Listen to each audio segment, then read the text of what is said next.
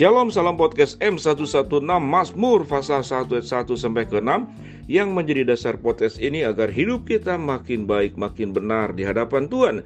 Kita akan belajar tentang peran serta gereja dalam masyarakat atau bagi bangsa. Gereja hadir di dunia untuk sebuah tujuan mulia dari Tuhan, menjadi saksi yang jujur dan benar. Gereja di masa lalu memiliki 4 sikap terhadap masyarakat. Pertama, gereja dengan tegas menarik garis pemisah dengan urusan dunia sekuler. Gereja hanya mengurus perkara-perkara rohani dan hal-hal sorgawi. Hal ini diakibatkan oleh pengaruh pietisme atau paham kesucian dan keyakinan fundamentalis di kalangan umat Kristiani.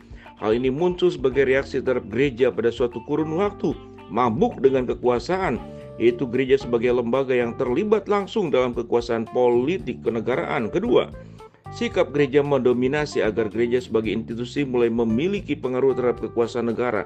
Ketika Kaisar Konstantin menyatakan semacam Kristen sebagai satu-satunya agama yang resmi di kerajaan Romawi, maka pada abad-abad sesudah itu gereja terperangkap dalam godaan untuk mendominasi kekuasaan politik, ekonomi, sosial, dan budaya dan yang lainnya.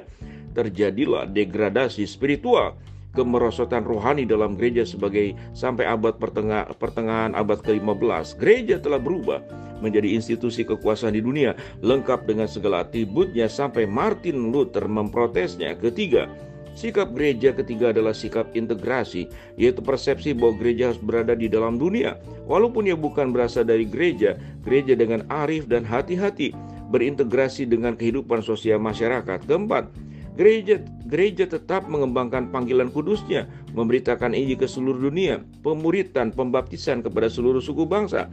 Namun paralel dengan panggilan itu, gereja juga menyadari tanggung jawabnya sebagai warga negara dan masyarakat. Dengan sikap keempat ini, gereja tidak memisahkan diri dari pergumulan kemasyarakatan, kebangsaan, dan kenegaraan, tetapi tidak juga berpolitik praktis.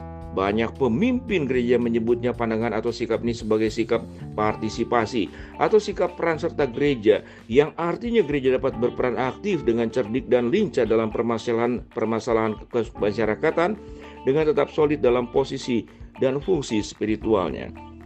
Lalu apa strategi peran serta gereja? Strategi serta dan peran gereja terdiri dari 2 prinsip. Kesaksian Kristen yang diajarkan oleh Yesus Kristus dalam Matius 5 ayat 13-14, yaitu kamu adalah garam dan terang dunia. Prinsip pertama, berperan sebagai garam dunia. Maksud dari prinsip garam adalah fungsi kesaksian Kristen yang kuat, yang mempengaruhi. Walaupun tidak kelihatan, pada waktu garam melarut, rasa asinnya berpengaruh nyata dan dapat dirasakan. Orang-orang Kristen harus melarut di segala bidang kehidupan manusia, walaupun tidak memamerkan label Kristen. Di sini lebih berperan nilai kualitas orang Kristen secara spiritual dan intelektual di seluruh strata dan segmen masyarakat. Prinsip kedua, tampil sebagai terang dunia. Yang dimaksud dengan strategi terang ini ialah kerja atau performasi orang-orang Kristen di tengah kehidupan dunia sekuler. Kinerja ini diuraikan secara populer oleh Tuhan Yesus dalam Matius 5:16. Demikianlah hendaknya terangmu bercahaya di depan orang, supaya mereka melihat perbuatanmu yang baik dan memuliakan Bapamu yang di surga. Sebagai perbuatanmu yang baik dan memuliakan Bapamu di surga, gereja dan warga gereja atau jemaatnya harus dapat dilihat oleh banyak orang, oleh dunia. Perbuatan atau karya-karyanya yang konkret, yang baik, yang bermanfaat.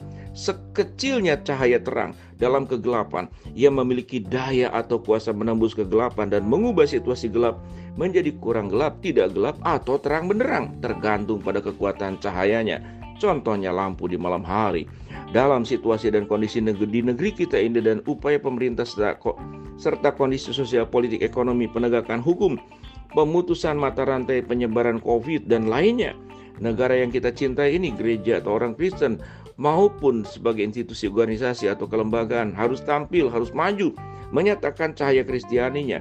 Secara populis dan simplis digambarkan seperti lilin-lilin Natal yang bersinar. Di sini peran, kapasitas, potensi, dan kinerja atau karya konkret orang-orang Kristen. Kemudian ada strategi perjuangan yang telah dikemukakan di atas. Demikian sahabat podcast M116. Bila kita menjadi orang yang terus menjadi berkat, tidak hanya di lingkungan gereja, di lingkungan keluarga, tapi bangsa ini. Bangsa ini adalah anugerah Tuhan. Bangsa Indonesia ini adalah negara yang Tuhan bangun, Tuhan dirikan untuk kita cintai, kita berperan aktif menjadi garam dan terang dunia. Shalom, salam podcast M116.